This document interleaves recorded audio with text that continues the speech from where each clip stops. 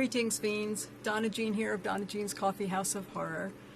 I had the good fortune to be able to sit with Felissa Rose, the amazing and the beautiful, and with Dave Kerr, also the amazing, and Michael McGlynn, also the beautiful. And we just had such a wonderful time sitting and chatting about Indiegogo's Bloody Summer Camp. And really, I haven't had this much fun sitting and talking to some of my horror family since the pandemic started. So I hope you enjoy it as much as I do, and I will see you at the movies.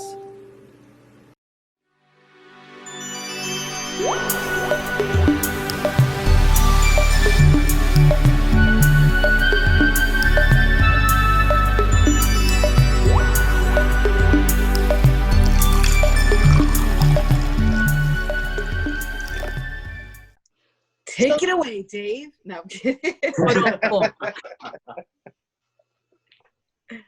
So Dave, speaking of taking it away, you are kind of the big wig behind this. You're the writer, the producer, the director. How did all of this come about? Is it just something that, a nightmare in your mind? It's actually been a long time coming. The two previous films that I'd made that were Curse the Slasher Nurse and Return of the Slasher Nurse, they were both sequels. I've always been a fan of slasher films, and we filmed Curse and Return back to back, and I was kind of on the fence about whether or not I was going to go ahead and do a third film or take a break. And I decided that if I was going to do a third film, that I was going to make like the film that I really, really wanted to make. And I love camp slasher films from the 80s. It's my favorite like subgenre of horror. And I wanted to go back and redo that, because I think that's kind of the mistake that a lot of these remakes are making, is that they take it out of the 80s, which was kind of part of the appeal of these slasher films, and they bring them to modern times. And I think that's a big mistake. And I want to do something that was back in the 80s again, that was, kind of trying to stay true to the basically my favorite, genre of horror. So in terms of the 80s, you're going full-fledged 80s style in every way, and in which brings us over to the amazing Felissa. Felissa, how did you get talked into this? I imagine that wasn't too difficult. Well, these guys are amazing, and they reached out to my website, and we started chatting, Dave and I, and then I read it, and while on the page, it was great and fun. When I actually got there and walked onto the set in the rec hall, I was like, oh my gosh, I just walked right back onto the set of Sleepaway Camp. Like, every actor was in character, and the hairstyles, the makeup, the outfits, it just felt so fun, and everyone was so passionate and enthusiastic. They know I love this movie and these people so deeply. Their hearts are in the right place. They're super talented, and it was such a pleasure being there. That is awesome. And your character is not going to be Angela revisited. You're playing a camp director? No, she's far from Angela. She has quite the attitude. I got a little bitch going on in this one. Yeah, we wrote the character to have to be the hard ass, and Felissa, she gave it even more of a spin, and we absolutely loved it, especially her back and forth with Bobby, who plays the camp owner, Mr. Leahy. Just the added kind of like sassiness to the character was just, everyone was laughing. It was awesome to see her playing that character, especially and anytime you see Felissa play a character that you're not typically used to seeing her play, it's definitely fun, to see the difference between that and Angela, or like the way she was so silent, and this character is like the exact opposite. She speaks her mind on everything. and then some. And Michael too was so amazing. I mean, his character is just hilarious, and it's always great when you're working with other actors. And Michael, please feel free to, you know, tell us about your character, and you're such a crucial part of this whole process and this project. But it was so fun playing back and forth with you and everybody else. Oh yeah, I absolutely enjoyed it so much. Yeah, I play the other camp director. Sorry, you're so great at it. I pretty much look like Shaggy's love child from Scooby-Doo.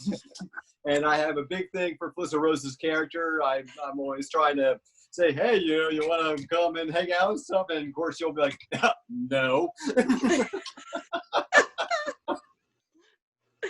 Okay, I want to go see this now. Yeah.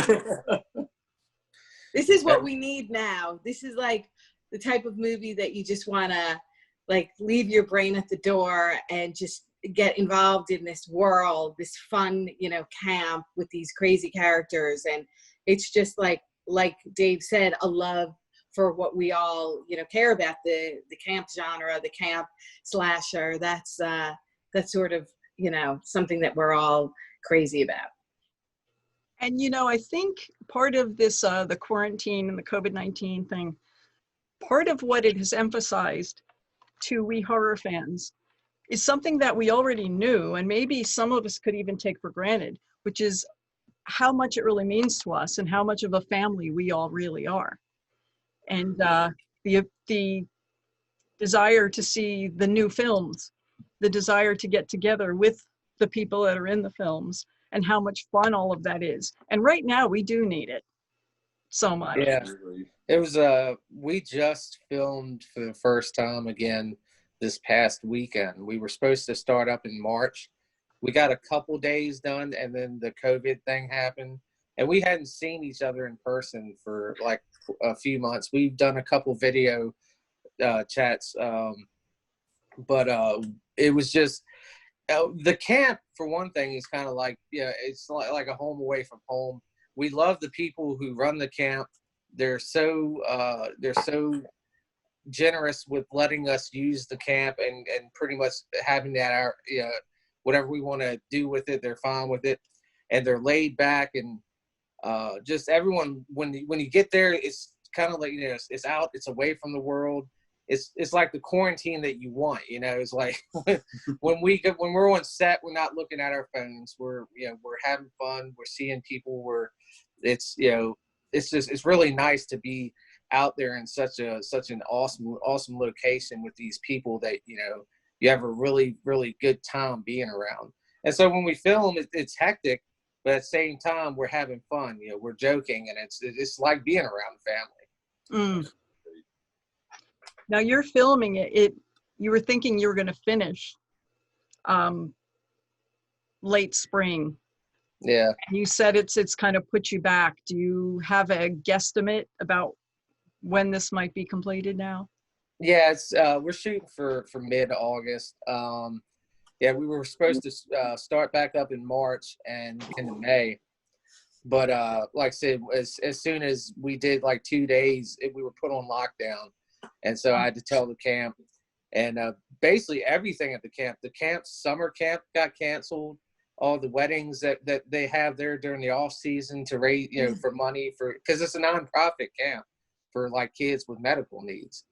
And so, you know, everything got canceled and kind of put on hold for those couple months where nothing was happening. And yeah, so now we just went back in June. We got a couple days this month, and then next month we film quite a few days and a few in August, and we should be wrapped up by the end of summertime. Mm. Great. Now this camp, I believe, weren't you able to raise some money for them being a nonprofit?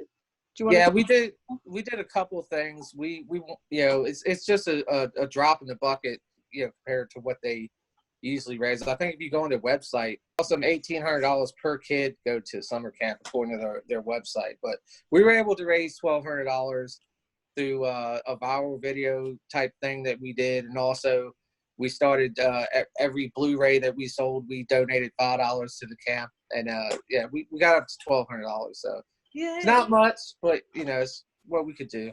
It's almost one kid being able to go though. Yeah, yeah, and like I said, and that we did it because, like I said, we love the camp. We love the people there. We would never have this opportunity to make this movie if we did not have this camp to film at. That's the big part of the film. So we're eternally grateful for them letting us film there. And like I said, we always try to show our appreciation. Now I've And got it's beautiful. my Camp Trust Fall mug, which I don't know if you can see because of the lighting here. You probably can't. But I actually love got that this from Felissa at the Pop Rock Yes. Horror Con. And I love it. And so is the camp actually really Camp Trust Fall? That if anybody wants to donate money to it, where could they look at sending? It's actually Camp Holiday Trails. That was the only thing that we had to do is I asked them, and they said being a charity that it was probably a good idea to not use the real name in the film. That's a good idea. If you go to Camp Holiday, if you go to, I believe it's campholidaytrails.org, that's their website, and there's obviously a link where you could donate money to their camp. Now you've still got, do you have the Indiegogo? Is that how you say that, Indiegogo? Yeah, it's weird, Indiegogo. It's very cool, it's very groovy. If people go on to Indiegogo for Bloody Summer Camp, I think you still have as one of the perks, like the videos and things like that. So yeah, we still have what do you mean, like videos? Like I like think, shout outs from people? right. There was something. I'm so sorry. I should have looked this up before. But I know that one of the perks I got was like the T-shirt. But I believe that there was a perk that you could get a copy of the film. Yeah. So that's kind of what I was thinking. And is there, like, if somebody is seeing this and they're like, oh, I need that movie, if they know that they go ahead and go online, they'll be able to get a copy of it. Yes, that's correct. We still have, it was supposed to end in February, but because we hit our goal, it goes into something called in demand, which basically means as long as anyone makes a purchase, it'll stay up as kind of like a store. And we still have you can pre-order the Blu-ray, the DVD, and we have a couple VHS copies left. Wow. Well. Speaking of the 80s. Yeah. Yeah, we were really excited to be able to offer that one. I think a company called Tapeworm is doing our VHS copies. But yeah, that's still on there. T-shirts. We still have a couple props and everything on there. So as long as it's still up, you can go on there and still pre-order the movie or get yourself a T-shirt. Great. I'm sorry for my rambling around to try to get to that. I was like, get my brain in sync.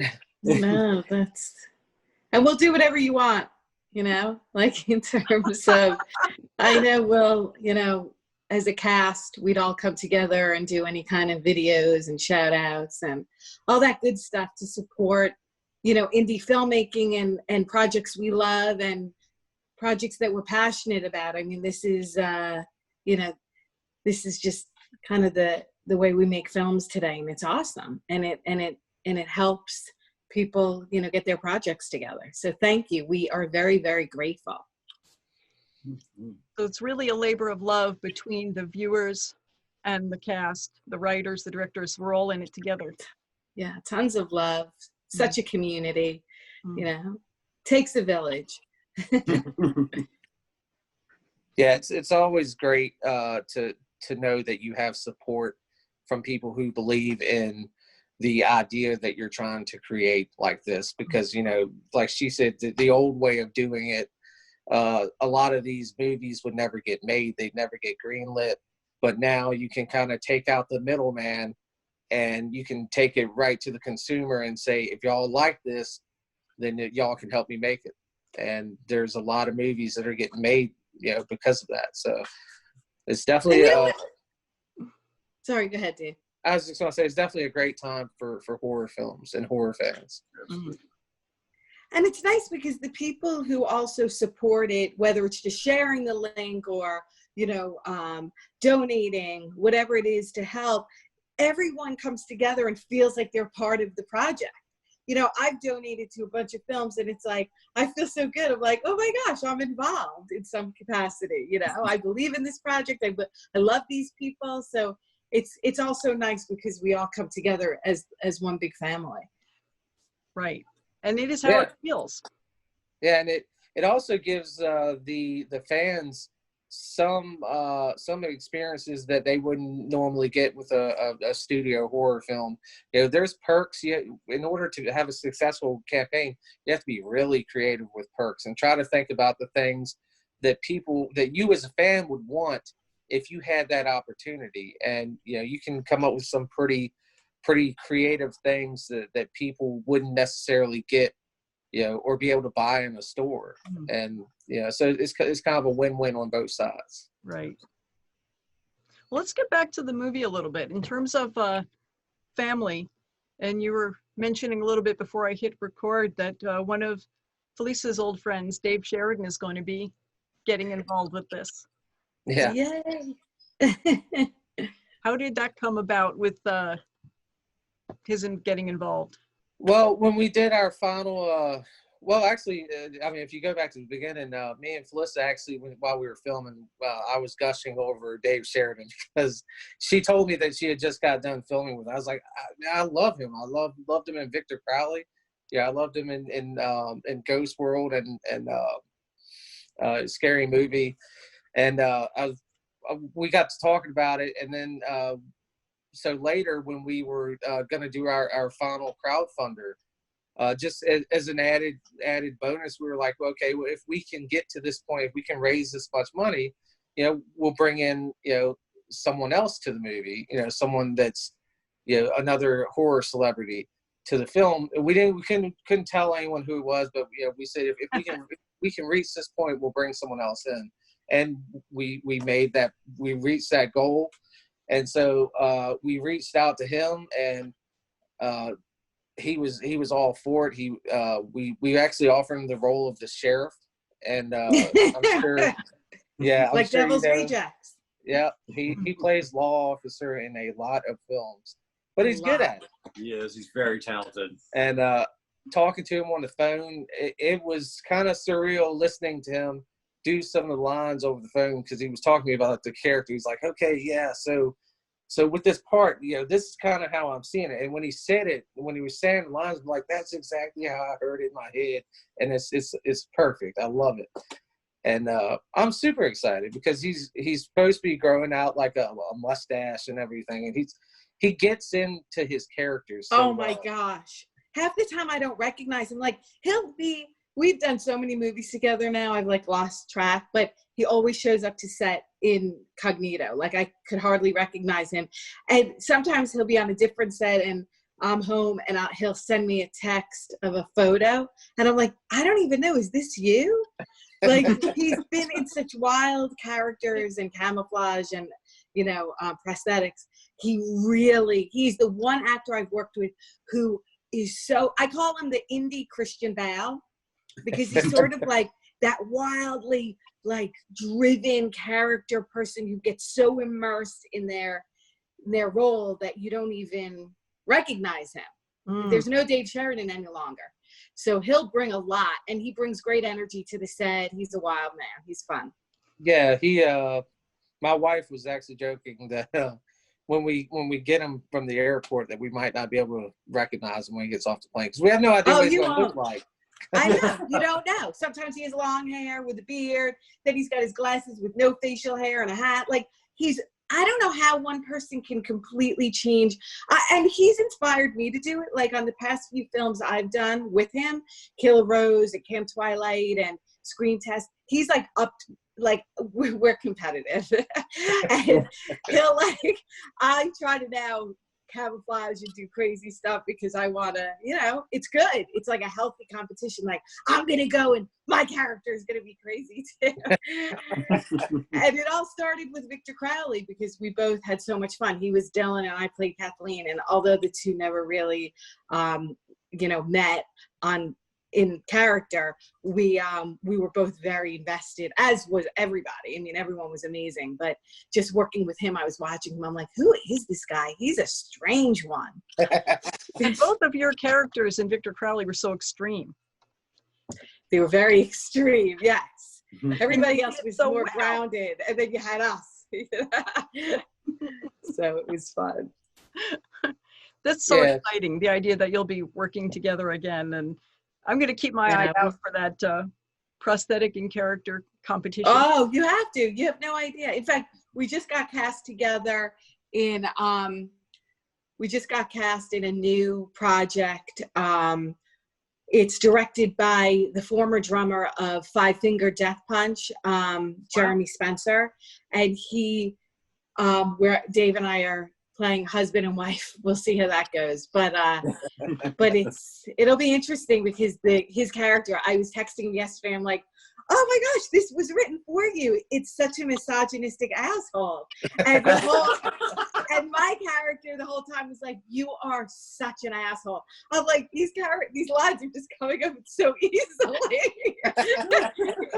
I keep texting him his lines. He's like, yeah, I play big dick, I guess. It's great. Yeah, we're really excited to work with him. Anyone who hasn't met Felissa Rose doesn't know how much fun she is to be around. Aww. And Absolute treat. If Dave Sheridan is friends with Felissa Rose, then Dave Sheridan's got to be a blast as well. Because Felissa's just she's amazing. I mean, everyone had a great time. Everyone loved filming with her, and like I said, we're excited because hopefully we think it's going to be just as fun with Dave Sheridan, because how can it not be? You got Dave Sheridan. It'll be more fun, but I'll cry. You guys can FaceTime me. Yeah, we got to while he's there. We definitely have to. Definitely. Well, I am already planning in my mind how I can get everybody together for a big interview party at a con. So yeah, definitely. So you've got another friend, and Julianne Prescott is. Oh yes, such a sweetheart. I absolutely adore her. She is so nice. Yeah. She's like one of my closest friends too. Yeah, she's an amazing person, amazing actress. You're gonna love her too. Mm. Yeah, we filmed with her the week after we filmed with Dave Sheridan. And nice. she will be playing the camp nurse. Oh boy! Yeah. You better put her in something super sexy, because she's. I think whatever she puts on is going to be super sexy. I think it's the person and not the. I think it's the person, not the outfit. Yeah. But she's been great so far. Just we haven't officially met in person yet, but just talking to her and it's just how much she supports the movie and how much she's already involved. It's like, like I said, it's like she was like one of the last people to get cast in the film, but it's like she's been there since the beginning, because she's so passionate and about sharing the film and getting the word out there, which she's that way about all of her projects. Anyone that casts her is lucky to have her in the film, because I agree with you. She gives, like I said, she's one of my closest girlfriends. I love working with her, and she's like my sister. I mean, we talk as much as possible, especially through quarantine. We've been each other's pillars, and there's no one out there with a heart as big as Julianne, and that I can assure you. She's one of the most beautiful people. Well, let's move on just a little bit. And I read somewhere about you having a live punk band do the score. Is that happening? Did that happen? It should be, yes. Well, it's not. They're not doing the score, but they will be doing some songs in the film. Adam Robertson is he's actually the person who's going to be scoring the film, and he's planning on trying to be as authentic as possible with the 80s synth, and trying to match that music from the 80s. But also, I was connected with the 80s punk band that's willing to allow us to use some of their music. They have 2 full albums from the 80s. I think the band name is called The Left, and they're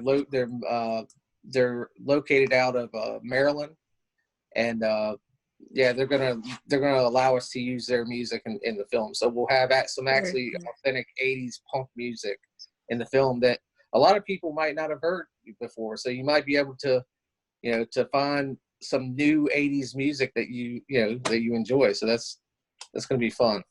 Yeah, not everybody's as old as me and was hearing the punk music back then.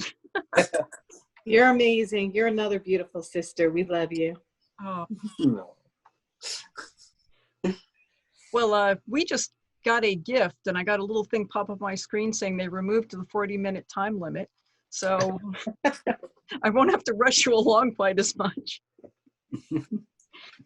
This film sounds amazing, and I am just so ready to get out and see it already. And it sounds, just based on the cast and you guys behind the scenes, like it's just going to be amazing. Thank you. Well, I appreciate that. Like I said, I'm a hardcore 80s slasher fan. I love Sleepaway Camp, of course. That's why Felissa was the perfect choice, to thank you. bring in. And I always felt like that slasher type film should be evenly balanced with fear, horror, and also comedy. You've got to be able to laugh and be scared at the same time. It's got to be entertaining, and so we try to put a lot of light moments in the film. We try to make likable characters. We want you to be like, oh no, I can't believe that person got killed. We want you, even the assholes or the Miss Crowd. If something happens to her, we want you to be sad that person didn't make it through the film, and not just like, well, I'm glad that character's gone because I didn't like that character. So we try to make likable characters, and we try to make a storyline that's going to carry you through to the actual murders and everything else. And you have who the slasher is. There's big mystery wrapped up around that. Yes, there's a big mystery. We actually have trading cards. Oh, cool. And it has different cast members as potentially slash nurse. Miss Crown, maybe. Where can I get trading cards? Yeah, that was another perk thing, that reward that we did. If we reached a certain goal, then everyone who contributed would get free trading cards, Bloody Sunshine trading cards. And we reached the goal, so. Yeah. But yeah, it's done at film where you've got a line of characters. They're all at a summer camp, starting the camp up for the season, secluded in the middle of nowhere, and Devilface arrives, and it's a guessing game as to who is behind the mask. Mm-hmm. It's funny because if someone's not involved with the genre, they think, oh, I don't like horror. And I've actually had people say this to me: I don't like horror. I don't like those slasher movies. And I've had a couple of people watch a couple of things. Victor Crowley more so than Hatchet, because Hatchet is just kind of like the storyline, which is heavy, and then the slasher. But Victor Crowley has the humor in it as well. And things like Behind the Mask has the humor in it as well. And when someone actually watches that and they see that and they think, why did I think it? Because there are horror that's just horror. There's comedy that's just comedy. And then there's those of us who know and love that the films that have both. Yeah. Mm-hmm. Yeah, actually, Adam Green said something. I believe it was during the Victor Crowley online screening that he did. He was talking about characters. I think he was talking about Dave Sheridan's character, but what he said was kind of like my whole philosophy as well. He said that, you know, when you're writing characters, and, you know, if you're writing a character that's annoying, you need to make sure that they're annoying to the other characters, but not annoying to the audience. Because Funny he said to the audience. yeah, he'd made that mistake, and that's where he made characters that people hated.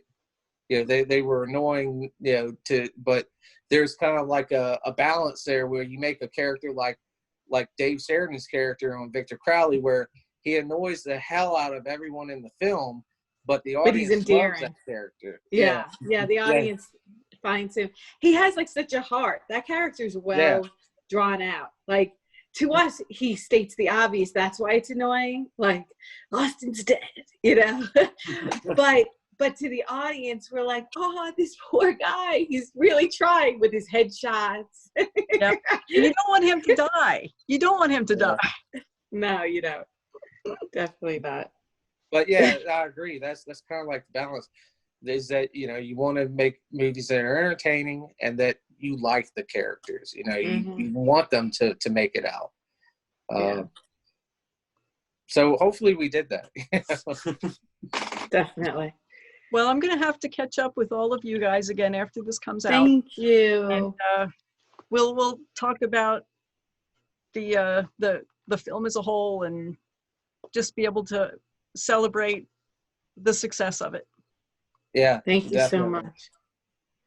And with Women in Horror, with our website and YouTube channel going live, and actually this interview is going to be the first one that we show there. So thank you. Hi, everybody, since this will be shown then.